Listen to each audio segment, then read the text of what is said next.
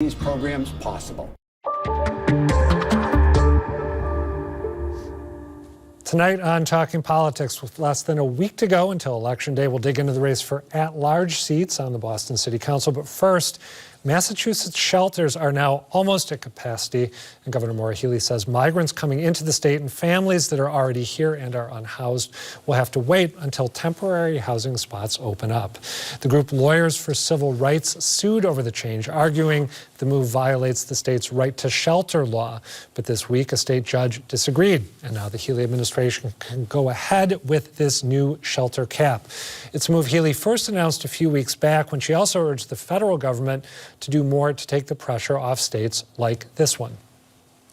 We need urgent support from the federal government, which bears ultimate responsibility for this situation. GBH News State House reporter Katie Lannan and Politico's Lisa Kashinsky join me now to discuss. Good to see you both. Thanks for being here.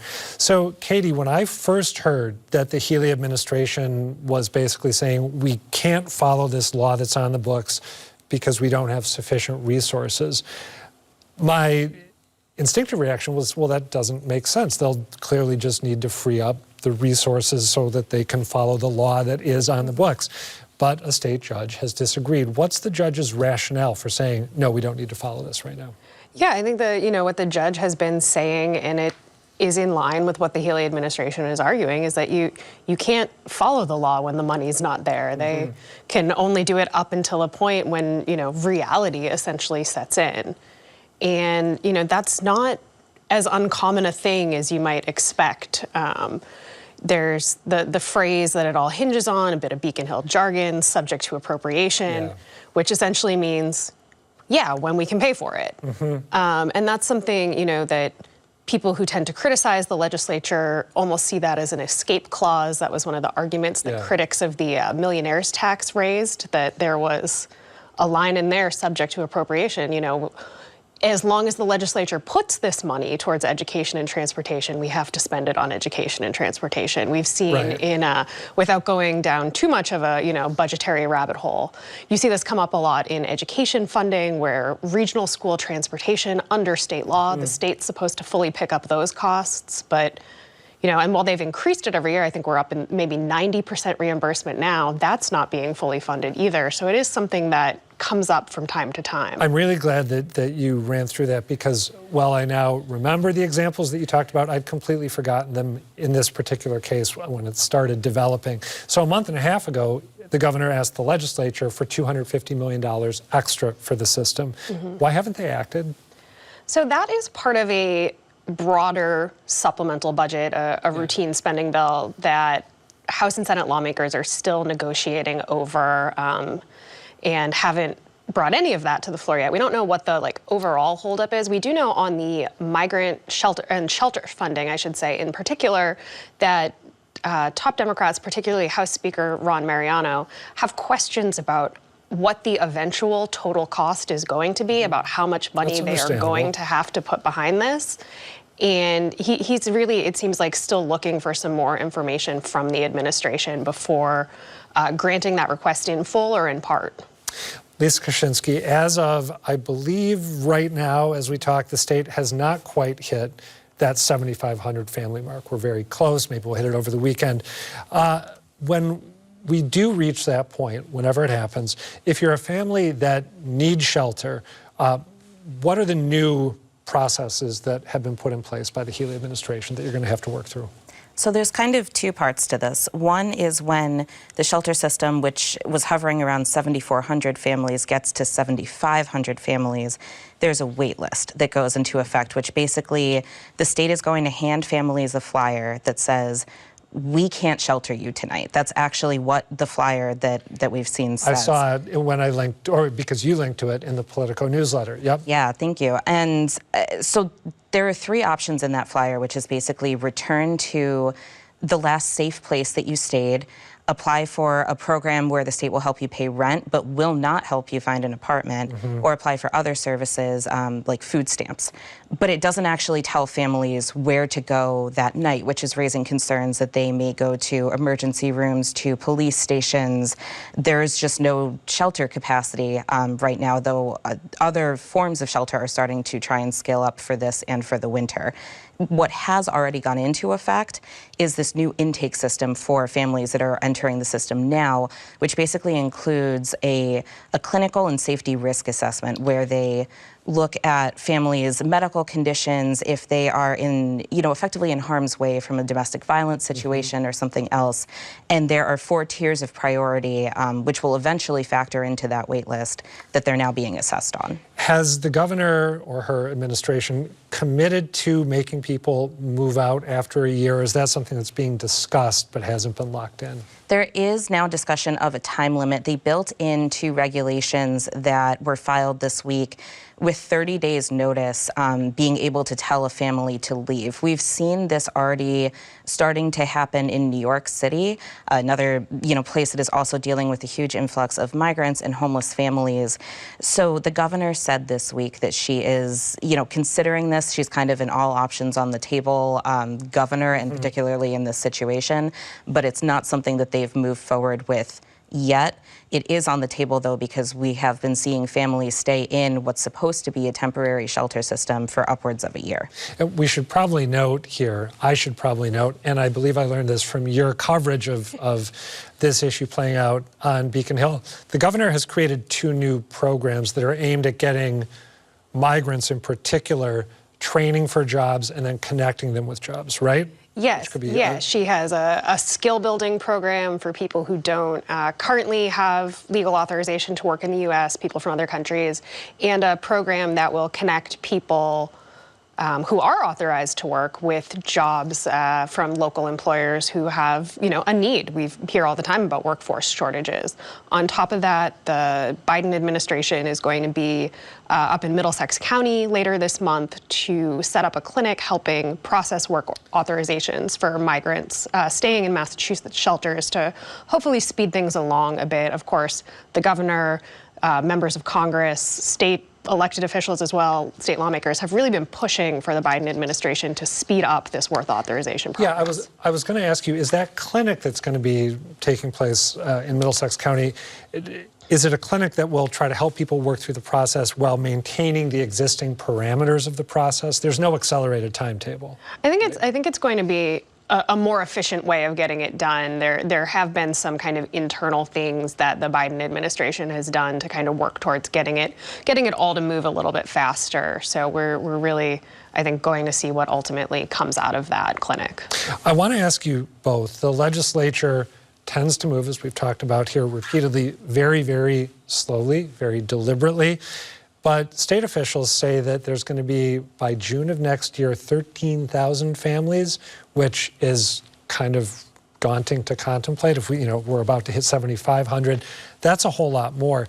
Do you think that impending surge, if the current rate of people coming in continues, is that going to make the legislature operate with a little more dispatch than they usually do, or not? I'll ask you first, and then I'd like to get Lisa's take. Yeah, I think we've seen the legislature certainly knows that this is a situation that's rapidly becoming more serious, as it has been. Former Governor Charlie Baker was kind of sounding the alarms about this when he was still in office. And one thing we've seen interestingly this week from House Speaker Mariano is that he put out a statement saying basically, like, we don't intend to change the right to shelter law. Anything that would happen there would have to be by executive order. It's kind of on the governor to make any changes there. As far as what they might do in terms of funding, in terms of other resources and efforts to help the people who are here, who are in need of shelter, I don't know what we're going to end up seeing. I think one thing, before you answer, I remember reading, and I think it was in your newsletter, although it might have been a piece that Katie wrote, Aaron Michaelwitz, the House Ways and Means Chair, talking about the uncertainty around this that is sort of preceding any legislative action. One of the things he mentioned at the time was the court case, which has now been resolved. What's your sense of how quickly the legislature might move and whether they might move a little faster than usual?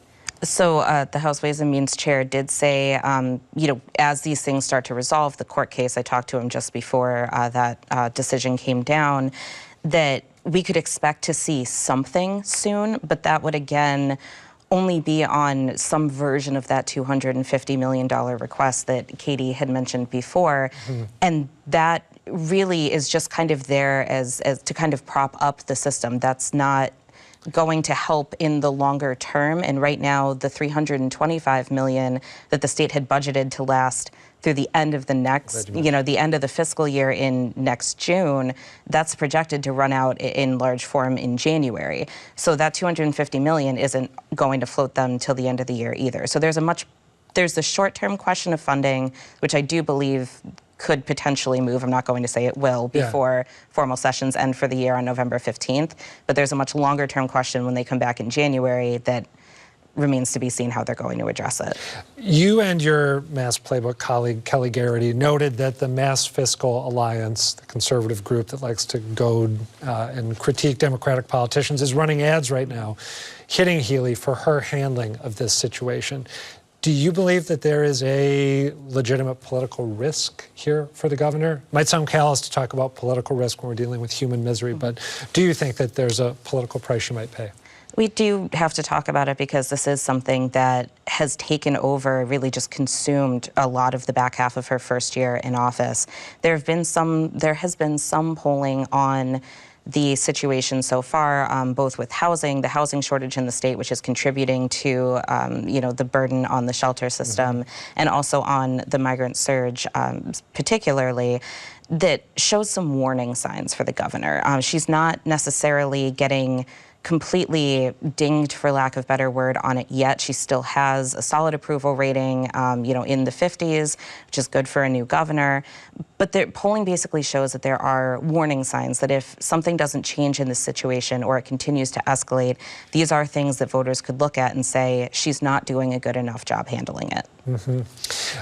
Katie, a couple months ago, we saw some legislators openly criticizing the governor's handling of this situation. I think State Rep Mike Moran was one of them, talking about a lack of transparency, not enough communication, they were claiming. Is that something that has continued to simmer, or has it petered out? Yeah, after those initial critiques, you did see kind of the Healey administration make an effort to bring lawmakers more into the conversation. We do still hear the kind of "we need more answers" drumbeat from some in the legislature.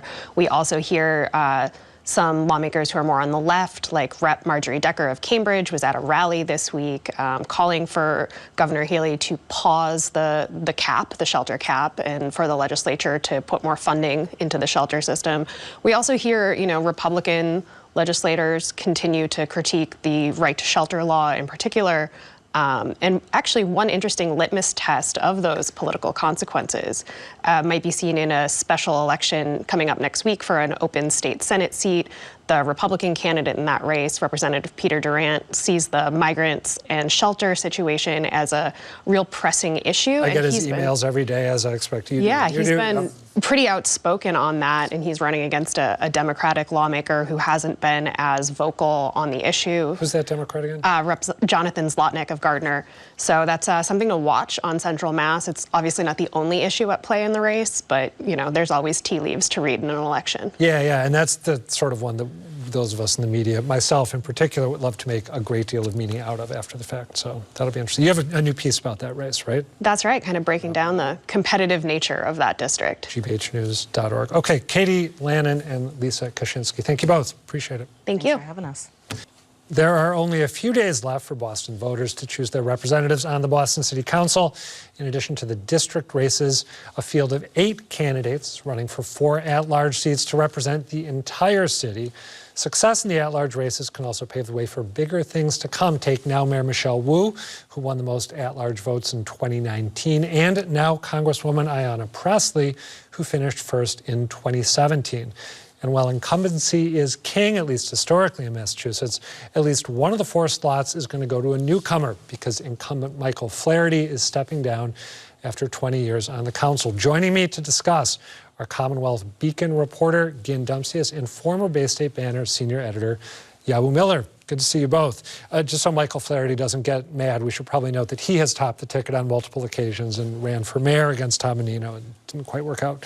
So that being said, as many of our viewers will know, you got 4 at-large seats on the council, 9 district seats, as we mentioned, 8 candidates seeking those seats, 3 of whom are incumbents. Yawu, who are the incumbents and what should people know about them?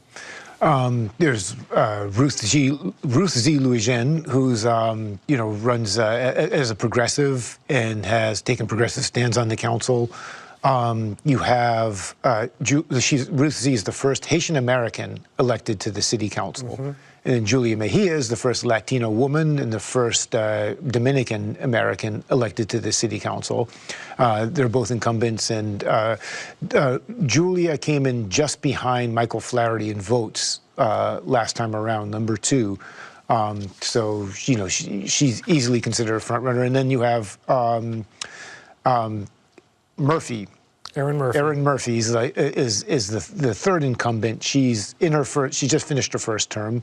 She runs a little bit to the right of center on the city council. Has taken some pretty conservative stands, calling for police officers in schools, things like that. And she has appealed more to voters, to the old Boston voters.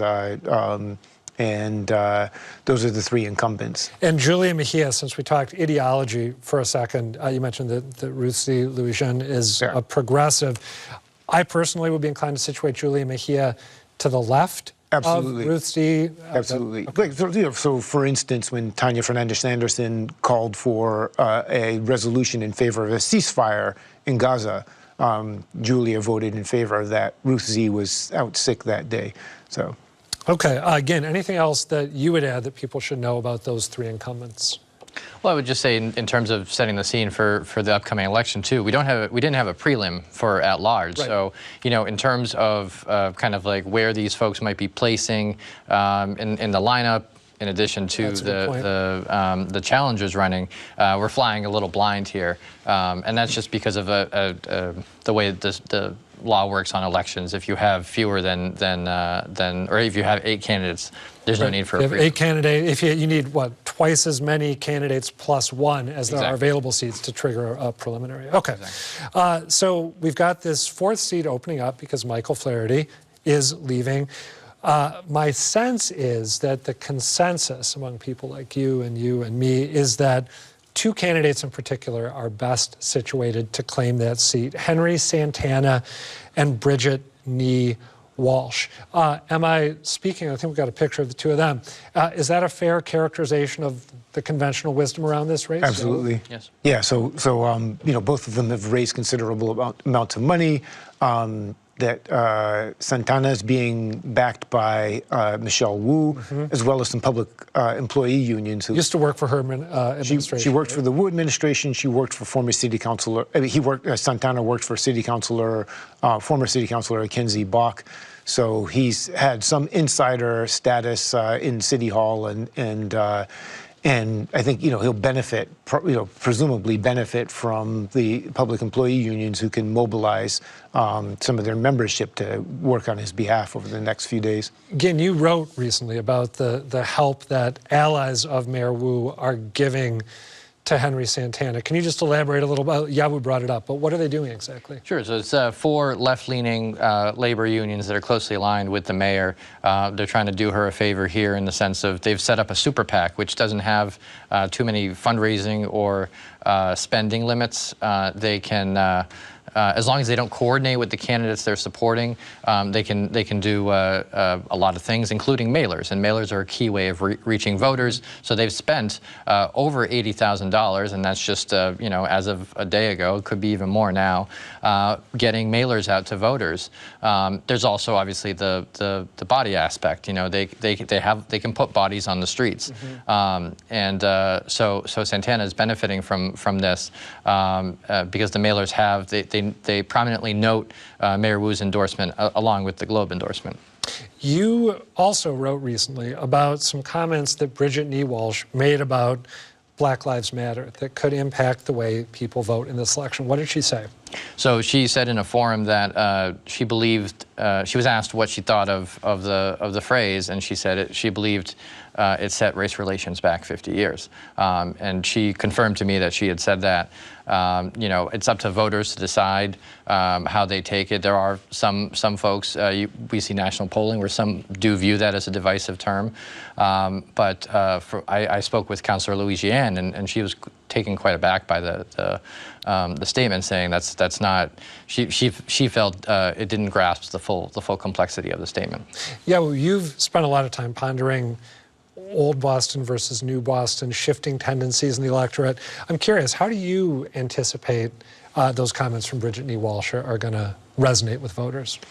I mean, I think what matters even more than the comments, and you know, I mean, is who's backing whom. The fact that Santana has Wu and her people working and trying to pull out votes in the precincts that are more aligned toward somebody like Santana, and then Knee Walsh has what Ginn has reported on with the Boston Forward, a PAC that's you know, way more conservative. This is the PAC run by Jim Davis, the New Balance chairman. Right, and you know, supporting more conservative candidates, and you know, is anti-Wu and pretty much against the progressive lean that the council has taken in the last 2 terms. So that's the big sort of confrontation. There's a big confrontation in money, like who's backing whom, who's trying to, you know, activate which voter bases.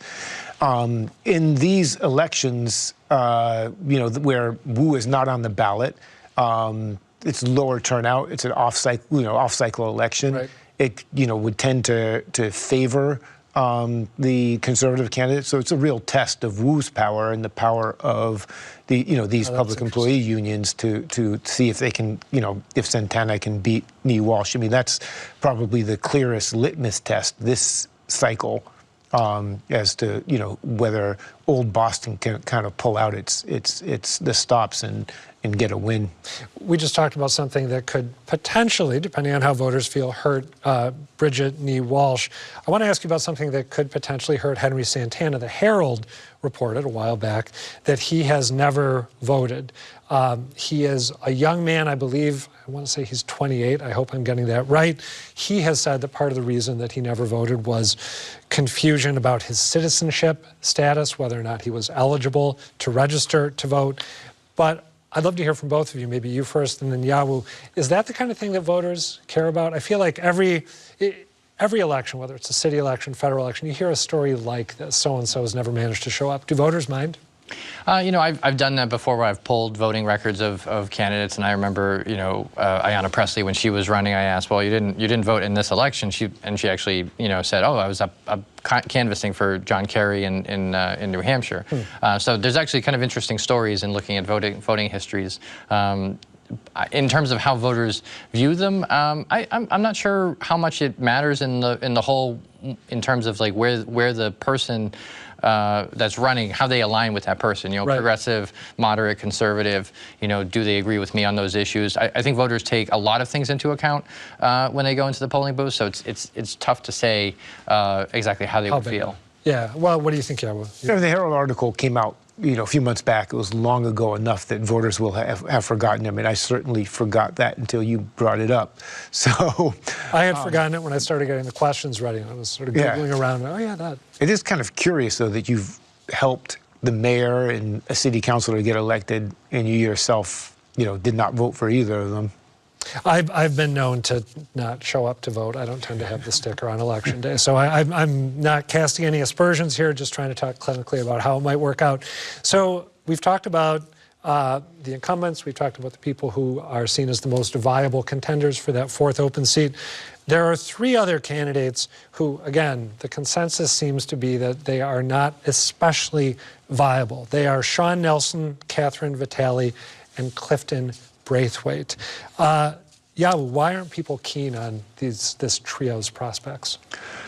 None of them have raised enough money to do a citywide mailer. And in at-large races, that's critically important to let voters know who you are. It's impossible with a a poorly financed campaign to get out in front of voters. I mean, you can do a few thousand, but that's not going to tip the scales in the balance in your favor. So, not having raised money. I think with Vitaly particularly and Sean Nelson, their claim to fame or infamy is protesting Michelle Wu all hours of the day. Vaccine mandates. Vaccine mandates. In the city council, at her home. Yeah, I mean, they have, sort of taken controversial stands and raised a lot of controversy, but not so much that their names are household names. Certainly, So I think that I don't think either of them has made a strong case. And then Clifton Brathwaite also hasn't raised a ton of money. He has a long history of political activism. He's worked on behalf of a lot of campaigns, but his campaign hasn't really caught fire. Yeah, when you're someone who's been around for a long time and has not caught on, I think it's tempting to say. Your chances may be limited. Again, we've got about a minute and a half left. What do you see at stake for Mayor Wu in this election? Well, it's certainly kind of a test of her, power to an extent. I know. I remember Yawu wrote about kind of how she was like in the Democratic caucuses last year. That was the the statewide caucuses, and you seem to report that she was much more decentralized, and I think that's changed. There's been a shift, at least when you look at District 5 and with Enrique Pepin, another former aide. She was personally knocking on doors to help him.